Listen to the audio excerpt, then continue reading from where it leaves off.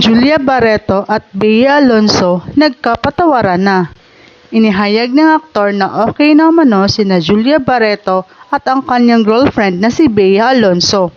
Ito ay inamin ni Gerald mula nang maisa publiko na malalim ang hidwaan sa pagitan ni Bea at Julia dahilan daw sa pag-ahas ni Julia kay Bea sa pag-akit ni Julia kay Gerald Anderson. Noong 2019, naging kontrobersyal ang hiwalayang Bea at Gerald dahil sa pagkakalink ni Julia kay Gerald. Dahil sa umano'y may namumong relasyon sa pagitan ni Gerald at Julia. Nang sinabi umano ni Gerald kay Bea na walang namagitan sa kanila ni Julia, agad namang nakuhaan ng tinik si Bea nang sinabi ito sa kanya ni Gerald. Katulad na lang kay Pia Wurtzbach na inakusahang may relasyon sila ni Gerald. Pinabulaanan naman ng aktor na walang relasyon sila na agad namang naniwala si Bea. Dahil totoo nga ang sinasabi ng aktor at dahilan ng pagkabalikan nila noon ni Bea at Gerald.